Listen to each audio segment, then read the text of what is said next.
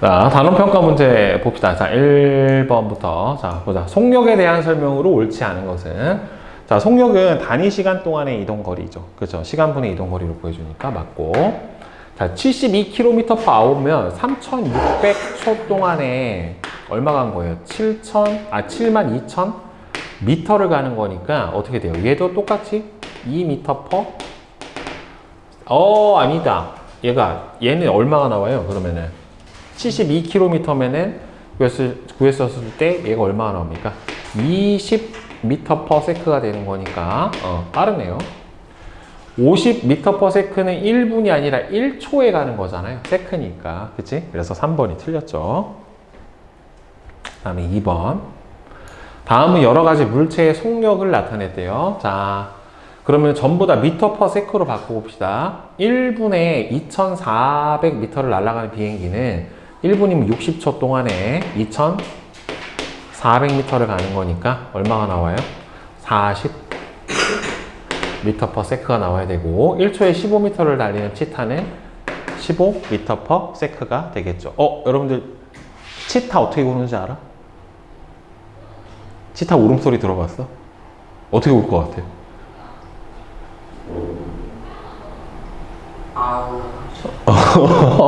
치타 어떻게 울 것 같아? 호랑이나 표범은 와웅 이렇게 울거든요. 치타 어떻게 울 것 같아요? 이렇게 할 것 같아? 이렇게?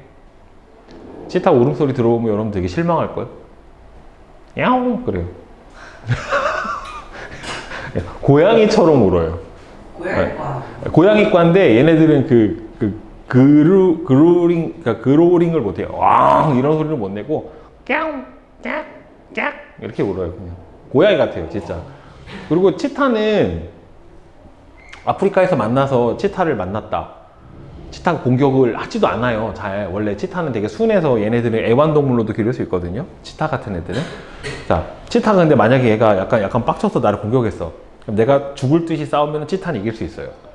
근데 표범이 달려들었다? 못 이겨요.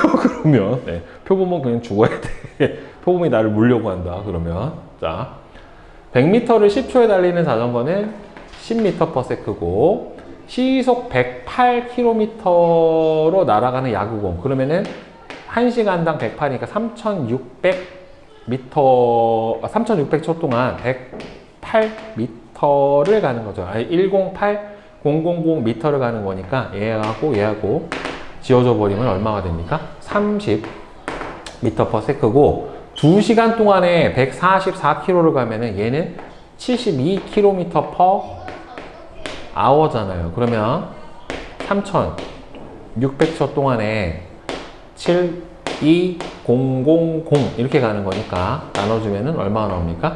20m/s에 해당이 되니까 가장 빠른 건 누구예요? A가 제일 빠르고 그 다음에는 D, 그 다음에는 A, D, E, 그 다음에는 B, C가 되겠죠. 그러니까 2번이죠. 얘는 뭐 이런 문제는 워낙 많이 나와요. 자, 그 다음에 3번. 그림은 직선상을 운동하는 여러 물체의 운동을 같은 시간 간격으로 찍은 다중섬광 사진에 해당이 되는데, 자, 그러면 같은 시간 간격으로 찍었으니까 예를 들어서 1초 동안 찍었다라고, 1초 간격으로 찍었다라고 칩시다. 그럼 얘는 같은 거리를 가는데 하나, 둘, 셋, 넷, 다섯, 여섯, 총 6초가 걸린 거고, 얘는 하나, 둘, 셋, 3초가 걸린 거고, 얘는 하나, 둘, 셋, 넷, 다섯, 여섯, 6초가 걸린 거예요. 그러니까 평균 속력은 누구랑 똑같은 거예요? A하고 C하고 똑같은 거예요. 같은 시간 동안에 같은 이동거리를 갔기 때문에. 근데 둘 중에 누가 더 빨라요? B가 더 빠르죠. 같은 거리 가는데 얘는 3초에 갔고 얘는 6초에 갔으니까. 그래서 A는 B보다 속력이 빠르다. 틀렸고, A하고 C는 평균 속력은 같아요. 같은 시간 동안에 같은 이동거리를 갔으니까. B는 얘는 같은 시간 동안에 시간 간격이 다 일정하기 때문에 등속 운동을 한 거예요. 둘 다. 근데 얘는 점점 빨라지는 운동을 했기 때문에 C만 속력이 점점 빨라지고 A하고 B는 등속 운동을 한 거란 말이에요. 그러니까 B는 속력이 점점 빨라진 게 아니고 C는 속력이 점점 빨라졌고 C의 시간 속력 그래프는 속력이 점점 빨라지니까 2번 같은 그래프가 나와야지 맞게 된다란 말이에요. 그러니까 맞는 거는 2번이죠. 그러니까 시간 속력 그래프는 시간축하고 나란한 직선이 나오는 이거는 등속도 운동이고 얘는 속력이 일정하게 빨라지는 운동. 그러니까 A하고 B는 이런 형태로 나타날 거고 그 다음에 C는 2번 같은 형태로 나타나게 될 거예요. 그 다음에 4번 봅시다. 고속도로에서는 자동차의 과속을 방지하기 위해 자동차의 속력을 측정을 하는 과속 단속 카메라가 설치되어 있고 이 카메라를 두 지점에 설치해서 자동차의 속력을 측정하는 것을 구간 단속이라고 해요. 그러니까 여기서 카메라만 통과할 때 잠깐 느리게 가는 게 아니라 여기서부터 여기까지 평균 속력을 내가지고 중간에 과속을 했나 안 했나를 보는 거란 말이에요. 그러면 다음은 구간 단속 카메라에서 어떤 자동차의 운동을 측정을 했대요. 이 도로의 제한 속도는 얼마래? 110km/h래. A하고 B 지점 사이는 10km래요. A를 지날 때 속력이 130이래. 근데 원래 과속도 찍어. 이러면 찍혀, 원래는. 구간 속력만 재는 게 아니라 들어갈 때 나갈 때도 과속을 하면 안 돼요, 원래는. 자, A 지점을 나갈 때는 130이었고, 그 다음에 B 지점을 지날 때는 여기는 90km/h였고, A와 B 지점의 두 카메라가 측정한 시간 차는 5분이래요. 5분. 자, 그러면 여러분들 봅시다. 이 자동차는 5분 동안 등속도 운동 안 했지. 들어갈 때가 130이고 나올 때가 90이잖아요. 그러면 등속도 운동을 한 게 아니죠. 그렇죠? 속도가 처음부터 끝까지 똑같아야 되니까 틀렸고. 자, 이 자동차는 90km보다 느리게 달린 순간이 있지. 여기서 보면 들어갈 때가 130인데. 그치? 그리고 나올 때가 90이니까 느리게 달린 순간은 정확하게는 있는지 없는지는 알 수가 없어요. 왜 그러냐면은 들어갈 때 130, 나올 때가 90이었는데 중간에 느린지 빠르는지는 알 수가 있어 없어? 없잖아요. 정보가 없어요. 자동차는 130보다 빠르게 달린 순간이 있는지 없는지도 몰라요. 그냥 우리는 알고 있는 정보가 들어갈 때 속력하고 나올 때 속력이고 중간에 운동은 어떻게 있는지 몰라. 갈고리란 말이야, 그냥. 그 다음에 자동차는 과속 단속에 걸리지 않았을 것이다. 그러면은 이게 봅시다. 얘 5분 동안 나왔다 그랬지? 그치? 그러면은 이거 km/h로 고쳐줘야 되니까 5분이면은 몇 시간이에요? 60분에 5시간에 해당이 되는 거가 12분에 1시간에 해당이 되는 거죠. 그렇죠. 1시간 60분이니까 12분의 1시간 동안에 몇 킬로 갔어요? 10km를 갔으니까 얘는 120km/h의 속력으로 간 거니까 찍혔지. 구간 단속 평균 속도가 110이니까 두 지점에서 카메라를 설치하면 자동차의 평균 속력을 구할 수가 있어. 두 지점에서 카메라를 설치를 해주면 자동차의 평균 속력을 구해줄 수가 있죠. 왜? 여기에서 들어가고 나갈 때까지 걸린 시간을 측정을 해줄 수가 있기 때문에 시간분의 이동거리로 평균 속력을 측정을 해줄 수가 있어요. 따라서 맞아요. 자, 다음에 5번. 그림은 직선상으로 운동을 하는 장난감 자동차를 0.1초 간격으로 찍은 다중성광 사진인데 지금 보면은 사진과 사진 사이의 거리가 어떻게 나타납니까? 전부 다 일정하게 나타나죠. 그러니까 무슨 운동한 거예요? 등속도 운동을 한 거란 말이에요. 그러면 등속도 운동을 하면 시간 속력 그래프가 시간축에 일정하게 나타나고 이동거리는 시간에 비례해서 증가하는 이런 형태로 나타나야지 맞게 돼요. 자, 그 다음에 뒤로 넘겨서 6번. 오른쪽 그림은 직선상에서 운동하는 물체의 이동거리를 시간에 따라 나타냈는데 지금 시간 이동거리 그래프가 이렇게 일정하게 증가한다라는 소리는 결국에는 이동거리가 시간에 비례하는 운동, 무슨 운동을 하는 경우예요? 등속도 운동을 하는 경우가 바로 여기에 해당이 됩니다. 따라서 시간 이동거리 그래프에서 그래프의 기울기는 속력을 나타내고 물체는 등속 운동을 했고 에스컬레이터나 무빙워크가 바로 등속도 운동에 해당이 되겠죠. 자, 그 다음 7번. 자유낙하하는 물체에 대한 설명으로 옳은 것은 자유낙하하면 여러분들 중력에 의해서 낙하를 하게 되는 거니까 물체에 작용하는 힘의 크기는 물체의 무게만큼이기 때문에 그냥 일정합니다. 일정. 그 물체의 속력은 낙하 시간에 비례해서 증가를 한다. 맞죠? 왜? 중력 가속도 상수가 9.8이니까 얘가 1초당 이만큼씩 증가를 하는 거니까 예, 시간이 오래되면은 시간에 비례해서 속력은 증가를 하는 거 맞고, 중력 가속도는 선생님이 뭐라고 했습니까? 상수값이기 때문에 뭐에 상관없이, 물체의 질량에 상관없이 어떻다? 일정하다라고 했다란 말이에요. 그래서 질량이 크건 작건 상관이 없고 물체하고 운동 방향하고 같은 방향으로 힘이 작용을 하게 되는 거죠. 다음 8번. 그림은 쇠구슬과 깃털을 각각 같은 높이의 진공과 공기 중에서 동시에 낙하를 시켰는데, 가 같은 경우에는 지금 공기 저항이 없으니까 깃털이나 쇠구슬이 다 같은 간격으로 떨어졌단 말이에요. 그러니까 가는 진공 상태고, 나는 이 깃털이 공기 저항을 받아서 천천히 떨어지니까 이 경우는 공기가 있는 상태고, 쇠구슬의 질량이 깃털보다 크다라고 했기 때문에 일단 둘 중에서 중력은 누가 더 크게 받아요? 쇠구슬이 깃털보다는 더 크게 받아요. 근데 여기서 9.8에 해당하는 중력 가속도 상수값은 쇠구슬하고 깃털이 어떻다? 서로 같다란 말이에요. 여기서 자, 그러면 가에서 A 지점에서는 쇠구슬의 속력이나 어떻게 돼요? 깃털의 속력이나 둘이 똑같아요. B는 쇠구슬이 더 빠르고. 자, 그 다음에 가에서 쇠구슬과 깃털은 공기 저항을 안 받죠. 여기서 쇠구슬은 깃털보다 더 큰 중력을 받는다는 맞는 거죠. 왜? 쇠구슬의 무게가 깃털보다는 더 무겁기 때문에 질량이 큰 애가 중력은 더 크고, 대신에 중력 가속도는 질량에 상관없이 똑같고. 자, 그 다음에 9번. 공중에서 가만히 놓은 공은 자유낙하 운동을 하기 때문에 속력이 시간에 비례해서 일정하게 증가하게 되는 1번 같은 형태로 그래프가 나타나야 될 거예요. 그 다음 10번.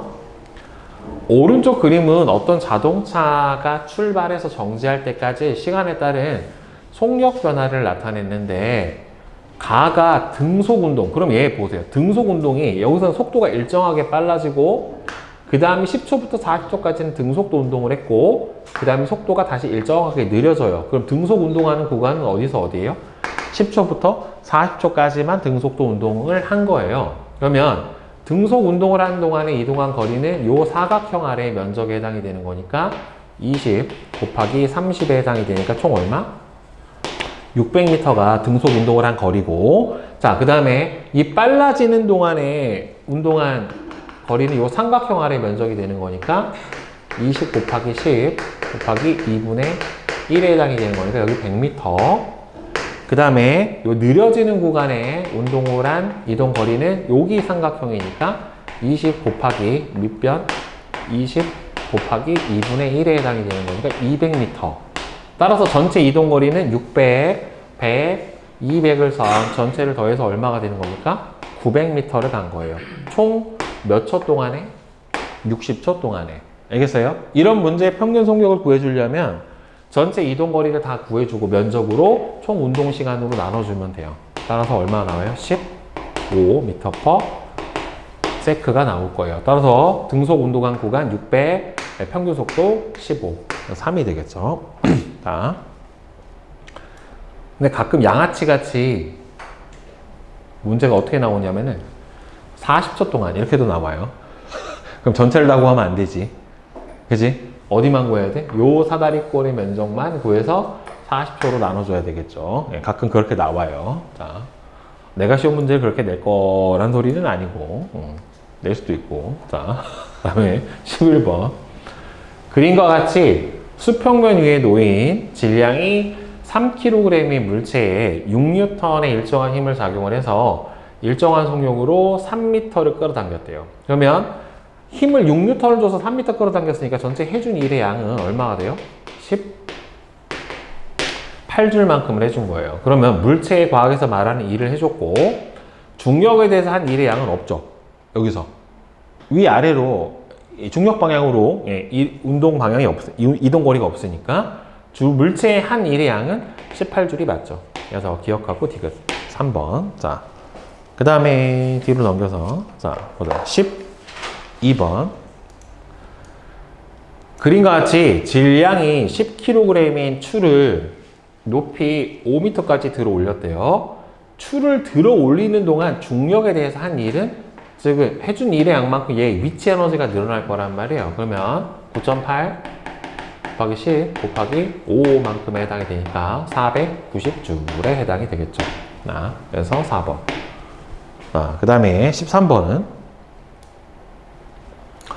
오른쪽 그림과 같이 질량이 2kg인 나무 도막을 5m 높이까지 일정한 속력으로 들어 올리려고 한대요. 그러면은 여기에는 해줘야 되는 일의 양은 이 나무 도막이 뭐만큼? 무게만큼 주면 되는 거죠. 그렇죠. 따라서 9.8 곱하기 2, 여기에는 19.6N만큼 힘을 주면 되고, 이 해줘야 되는 일의 양은 5m를 들어 올린 거에 해당이 되는 거니까 98줄만큼의 일을 해주면 되겠죠.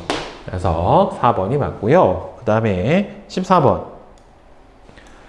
그림과 같이 철수는 무게가 20N인 물체를 일정한 속력으로 수평면에서 밀어서 2m를 이동시켰는데, 자, 여기서 뭐라고 나왔어? 일정한 속력으로 밀었다라고 되어 있죠. 선생님이 그럼 등속 운동할 때는 물체가 받는 힘의 크기가 없다라고 했어요. 그러니까 실제로는 여기서 힘의 크기가 0이에요. 그러니까 수평 방향으로 해준 일의 양은 없는 거고, 그 다음에 1m 높이 있는 책상 위에 천천히 들어 올려주면은 20N짜리를 1m 들어 올렸으니까 20 곱하기 1m에 해당이 되니까 20줄이죠. 이거 질량이 아니기 때문에 9.8을 곱해주면 안 돼요. 뉴턴이 이미 곱해진 값이야. 철수는 중력에 대해서만 일을 해줬다. 맞고. 철수가 중력에 대해서 해준 일의 양은 20. 맞죠? 물체를 들어 올리는 힘의 크기는 얼마입니까? 20N, 1m. 맞는데. 철수가 중력에 대해 한 일의 양은 20줄. 맞고. 중력에 대해서 철수가 물체를 들어 올리는 힘의 크기는 여기서 얼마가 나와요?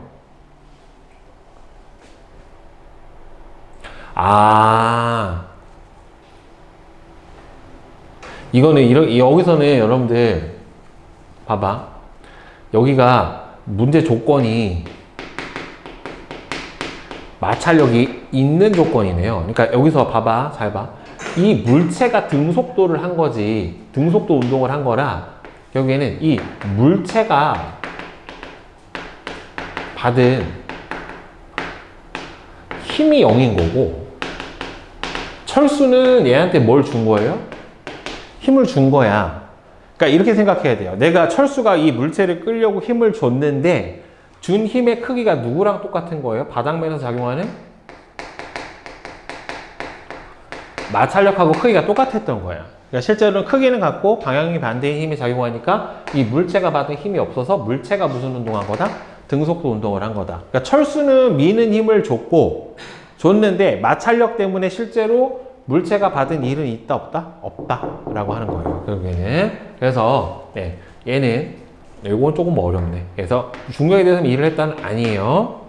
철수가 물체를 들어 올리는 힘의 크기는 20 맞고, 수평면에서 물체를 미는 힘의 크기가 10N이라면 여기에 철수가 10N으로 2m만큼 끌고 갔기 때문에 20줄의 수평면에 대해서 일을 해줬고, 들어 올리는 20줄에 일까지 더해주면은 총 40줄의 일을 해준 거니까 틀렸고, 철수가 한 일의 총량이 240이면 그럼 여기서 중력에 대해서 해준 일의 양이 20줄, 그럼 빼주면은 수평면에 대해서 마찰력에 대해서 해준 일의 양이 얼마가 돼요? 220줄에 해당이 된다는 말이에요. 그러면 2m를 밀었기 때문에 220은 밀어주는 힘의 크기 곱하기 2m가 되니까 나눠주면은 110 뉴턴만큼 밀어줬어야지 맞게 되겠죠. 따라서 2번하고 3번이에요. 그러니까 얘가 받은 일은 없지만 해준 일은 있다. 마찰력으로 빠져버렸다라고 생각을 해주면 됩니다. 자, 저거는 낚시성 목이네. 자, 그 다음에 15번. 과학에서 일의 양이 0인 경우는 배낭을 메고 산을 올라갔으면 중력 반대 방향에 대해서 일을 해줬고, 축구공을 비스듬히 차 올렸으면은 높이가 있기 때문에 얘도 중력에 대해서 일을 해준 거고, 가방을 들고 수평 방향으로 1m를 걸었다. 이 경우가 0인 거죠. 왜냐하면 가방을 드는 힘과 걸어가는 수평 방향으로 가는 이동 방향이 서로 수직이기 때문에 힘과 이동 방향의 수직이랑 일의 양이 0이 됩니다. 자, 그 다음에 16번. 그림과 같이 질량이 6kg의 물체를 지면으로부터 들어 올리는데 한 일의 양이 자 88.2줄이래요. 그러면 얘를 들어 올리려면 이 물체의 무게, 중력만큼 힘을 줘야 되니까 9.8 곱하기 6 곱하기 높이 h만큼 들어 올렸을 때 얘가 88.2에 해당이 되겠죠. 따라서 h는 얼마분의 9.8 곱하기 6분의 88.2에 해당이 되는 거니까 나눠주면 얼마냐? 9죠, 9. 따라서 나눠주면은 1.5m에 해당이 되겠네요. 2번. 자, 그 다음에 몇 번이냐, 이게? 17번. 1m 높이의 선반 위에 놓여있는 질량이 5kg의 물체를 3m 높이의 선반으로 옮기면, 즉, 바닥으로부터 1m 높이에 있는 선반에서 3m 높이의 선반 위에 1m에서 3m, 그러니까 바닥으로부터 3m만큼 높이에 있는 선반으로 올리는데 필요한 일의 양은 결국에는 2m를 들어 올려주는 양에 해당이 되기 때문에 질량이 5kg, 9.8, 2m를 올려주니까 몇 줄? 98줄에 해당이 되겠죠. 그래서 3번이 맞아요. 다음에 18번. 자, 오른쪽 그림과 같이 질량이 100g인 추를 30cm 높이에서 떨어뜨렸더니만 나무도막이 2cm가 밀렸대요. 그러면 똑같은 추를 다른 높이에서 떨어뜨렸더니만 나무도막이 3cm 밀렸대. 그러면 지금 나무도막이 이동한 거리가 몇 배 됐어요? 1.5배가 됐어요. 그럼 나무도막이 이동한 거리가 1.5배가 됐다는 소리는 받은 일의 양이 1.5배가 된 거고, 이 추가 처음부터 갖고 있었던 무슨 에너지가? 미치 에너지가 몇 배였다? 1.5배가 된 거다. 자, 그러면 여기서는 질량은 똑같다라고 했기 때문에 지금 30cm에서 떨어뜨렸을 때보다는 위치 에너지가 1.5배가 되려면은 높이가 똑같이 1.5배가 되면 되겠죠. 그러니까 45cm에서 떨어뜨리면 되겠죠. 자, 그 다음에 뒤에 보자. 19번. 오른쪽 그림은 낙하시킨 추가 나무도막에 충돌해서 나무도막을 밀어내는 실험장치를 나타냈는데 이에 대한 설명으로 옳지가 않은 것을 골라라 라고 지금 주어졌어요.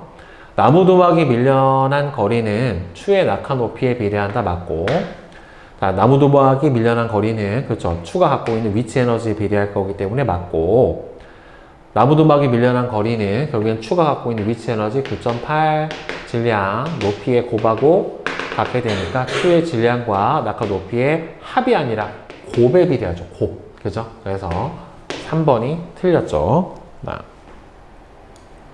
다음에 20번. 그림과 같이 마찰이 없는 빗면에서 질량이 1kg인 수레를 가만히 놓았더니만 수레가 빗면을 내려가 수평면 위에 나무도막하고 충돌한 후에 멈췄대요. 그러니까 여기서 수레가 갖고 있는 무슨 에너지가? 위치 에너지가 내려오면서 결국에는 운동 에너지로 바뀌었고, 얘가 빵 충돌해서 결국에는 마찰력에 의한 1로 바뀌게 된 거란 말이에요. 결국에는. 그러면 수레의 중력에 의한 위치 에너지는 수레의 무게에 비례한다. 맞죠? 수레의 무게라고 하는 게 9.8 곱하기 질량 값이 수레의 무게니까 맞고요. 그 다음에 충돌하기 직전 수레가 갖고 있는 에너지는 여기 갖고 있는 위치 에너지랑 똑같으니까 9.8 질량 m, h 그래서 49줄 맞고, 나무도막을 미는 힘의 크기는 그러면 여기서 갖고 있는 49줄이랑 얘가 충돌해서 마찰력에 대해서 해준 일의 양이랑 서로 같아야 돼요. 그러니까 49줄만큼의 일을 받아야 되는데 49는 마찰력 곱하기 얼마가 돼야 돼요? 힘의 크기, 이동거리 0.2m에 해당이 되는 거니까 나눠주면 F는 얼마가 됩니까? 2분의 4배 90에 해당이 되는 거니까 나눠주면은 얼마가 나와야 돼요? 245 뉴턴만큼을 받아야지 맞게 되겠죠. 그러니까 3번이 틀렸고 4번은 맞죠. 높이가 높아지면 가지고 있는 위치 에너지가 많으니까. 다음에 빗면의 높이는 10m, 수레 질량은 2kg로 하면은 높이도 2배가 됐고 질량도 2배가 됐기 때문에 전체 운동 에너지는 위치 에너지는 4배가 되고, 그러면 해주는 일의 양도 4배가 되기 때문에 이동거리도 4배, 0.8m. 이것도 맞아요. 그러니까 3번만 틀렸습니다. 자, 그 다음에 21번. 표는 두 물체의 A, B의 질량하고 속력을 나타냈는데 운동 에너지는 2분의 1 mv 제곱에 해당이 되기 때문에 질량과 속력의 제곱의 곱에 비례해요. 그럼 A 같은 경우에는 질량 곱하기 속력 제곱 16, B는 질량 곱하기 속력 제곱 4 이렇게 되겠죠. 따라서 32대 얼마가 돼요? 16에 해당이 되는 거니까 2대 1이 나오면 맞겠죠. 굳이 2분의 1 넣어서 계산 안 해줘도 돼요. 어차피 똑같은 값이니까 나머지만 비교해주면 되고. 자, 그 다음에 22번. 그림과 같이 질량이 2kg인 수레가 수평면에서 2m/s로 운동을 하다가 무게가 10N짜리 나무도막을 2m 밀고 간 후에 정지했대요. 그럼 여기서 갖고 있던 운동 에너지가 여기서 마찰에 의한 1로 바뀐 건데, 그러면 2분의 1 질량 2 곱하기 속력의 제곱이 4였을 경우에 지금 얼마를 끌고 갔냐면 마찰력 곱하기 2m를 끌고 갔는데, 만약에 수레의 속력이 8이 돼버리면, 자, 수레 속력이 8이 돼버리면은 속력이 몇 배가 된 거예요? 4배가 된 거죠. 그죠? 그러면은 운동 에너지는 2분의 1 mv 제곱에 의해서 4배의 제곱배가 되니까 몇 배가 된 겁니까? 16배가 된 거란 말이에요. 그죠? 그러면은 운동 에너지는 총 몇 배가 됐으니까?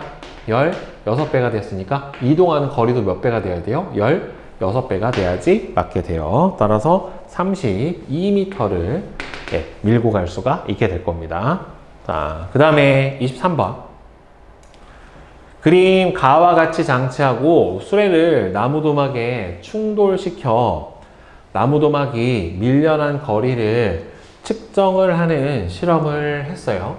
그 그림 나는 나무도막이 밀려난 거리를 수레의 속력의 제곱에 나타냈다. 결국에는 얘가 갖고 있는 운동 에너지에 의해서 나무도막이 밀려나는 거리가 비례할 거란 말이에요. 그러니까 운동 에너지는 2분의 1 mv 제곱에 해당이 되니까 속력의 제곱에 비례해서 마찰력에 대해서 해준 일의 양의 이동거리에 비례를 하게 될 거란 말이에요. 그러면 수레의 운동 에너지는 나무도막의 한 2일로 바뀌죠. 정확하게는 나무도막과 마찰력, 바닥의 마찰력 사이의 한 1로 바뀌는 거고, 자, 수레의 속력이 5m/s가 돼버리면은 2분의 1 질량 4, 5의 제곱 25가 되니까 50줄 맞죠.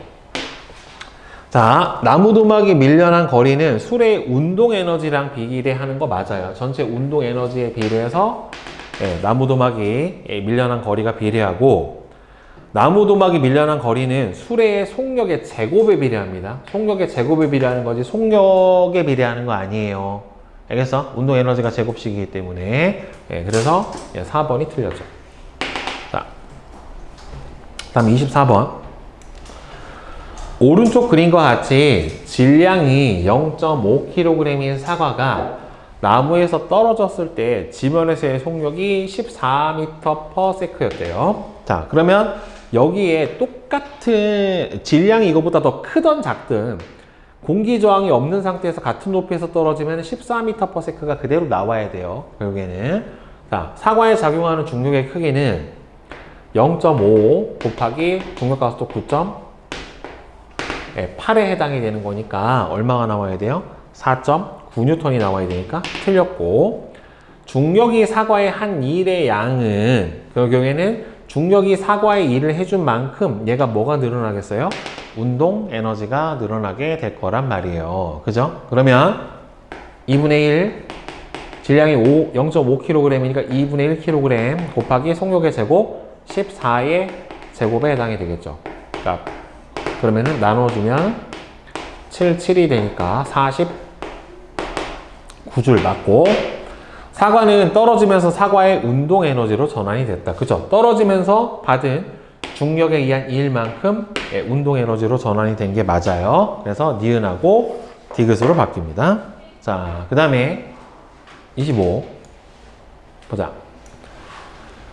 그림은 등속 운동하는 물체를 0.1초 간격으로 촬영을 했대요. 그럼 총 얼마 걸린 거냐면은 하나, 둘, 셋. 총 0.3초 동안에 얼마나 갔어요? 지금 45cm를 갔어요. 그러니까 45cm를 갔는데 문제에서 물어본 게 미터 퍼 세크라고 물어봤기 때문에 45cm를 미터로 바꿔주면 0.45m를 간 거죠. 따라서 0.45. 그럼 얼마나 나와야 돼? 1.5 미터 퍼 세크. 이렇게 되겠죠. 그러면 물체가 20초 동안에 같은 운동을 유지를 한다면 이동 거리는 속력과 시간의 곱으로 보여줄 수 있으니까 1.5 곱하기 20초 얼마가 돼요? 30m를 이동을 하게 될 겁니다. 자, 그 다음에 26번. 그림은 직선상에서 운동하는 물체 A하고 B의 속력을 시간에 따라 나타내는데, 자, 잘 봐. A는 무슨 운동이에요, 지금? A는 등속 운동을 하죠. 그렇죠? 시간에 따라 속력 그래프가 일정하기 때문에 얘는 등속 운동을 하게 되는 거고, B 같은 경우에는 지금 속력이 일정하게 증가하는 운동을 했다는 말이에요. 따라서 B는 속력이 일정하게 증가하는 운동을 했고, 등속 운동을 하는 이 두 가지는 무빙 워크, 컨베이어 벨트,